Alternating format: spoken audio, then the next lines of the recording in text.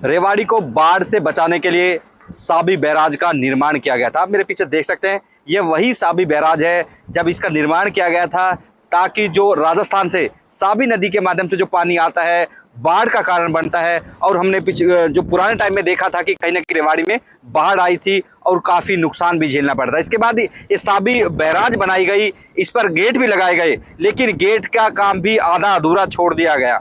अब उसके बाद यही साबी बैराज यहाँ के आसपास के गाँव के लिए मुसीबत बनकर रह गई है, क्योंकि जिस तरह से आरोप लगाया गया, मामला एनजीटी तक पहुंचा कि जो साबी बैराज में पानी डाला जाता है उसको निस्तारित नहीं किया जाता और सीधा पानी इसमें छोड़ दिया जाता है, जिसके चलते यहाँ का भूजल स्तर लगातार खराब हो रहा है।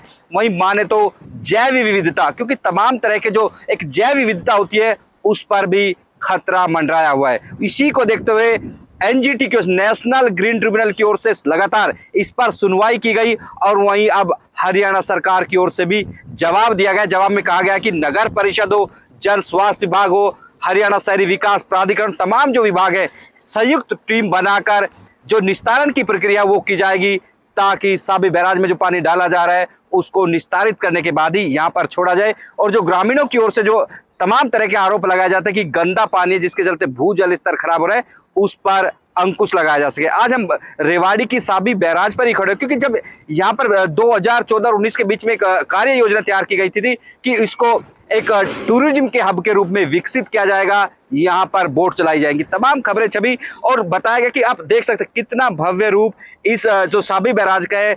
200 एकड़ से ज्यादा जगह में फैली हुई और चारों तरफ आप पानी देख सकते हैं, पानी लबालब भरा हुआ है। सरकार चाहे तो इसको एक टूरिज्म हब के रूप में इसको विकसित कर सकती थी, घोषणा भी की गई, लेकिन सिरे नहीं चढ़ पाई। अब यह महज गंदे पानी का जो स्टोरेज है वो बनकर रह गई और उसका खामियाजा यहाँ के आसपास के गांव को उठाना पड़ रहा है। अब आज यहाँ से चंडीगढ़ से टीम पहुंची थी, बताया जा रहा है कि जो पोल्यूशन विभाग है, प्रदूषण विभाग है, उसकी टीम पहुंची थी और उन्होंने यहाँ पर निरीक्षण किया। रेवाड़ी के विधायक भी यहाँ पहुंचे थे, तमाम लोग जो जिम्मेदार हैं, नगर पालिका, जन स्वास्थ्य विभाग, तमाम जो विभाग के अधिकारी थे वो भी पहुंचे थे और एक मंथन किया। रेवाड़ी में लगातार मीटिंग चल रही है, आखिर इसका समाधान कैसे निकाला जाए। लेकिन बात दावे तमाम होते हैं। हमने लगातार 2014 से लेकर अब 2025 चल रहा है, हमने लगातार पिछले सालों में तमाम दावे जरूर देखे, वो पॉलिटिकल विल कभी दिखाई नहीं दी।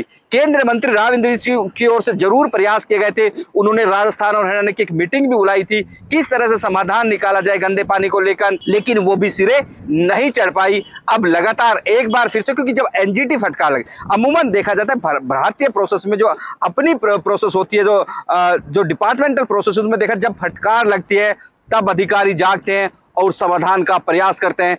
कुछ बातें होती है, खबरें छपती है, तमाम क्रेडिट लिया जाता है कि हम अमूमन ये कराएंगे, ये बदल देंगे, लेकिन जमीनी हालात है कि बदलते नहीं है। और ऐसे ही हालात हैं इस साबी बैराज के, मसानी बैराज के। आप देख सकते हैं किस तरह से आज भी यहाँ पर गंदा पानी लबालब भरा हुआ है।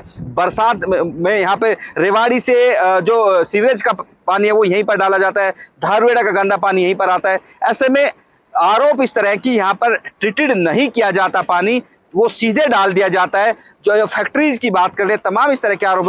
अब देखना होगा कि जिस तरह से लगातार यहाँ पर मंथन हुआ है, चर्चा हुई है, आखिर कितना समाधान निकल पाता है, क्योंकि उम्मीद कम ही रहती है, क्योंकि तमाम दावे हमने पिछले सालों में देखे हैं लेकिन समाधान होता हुआ दिखाई नहीं दिया। अब देखना होगा कि आखिर नीयत कितनी साफ है।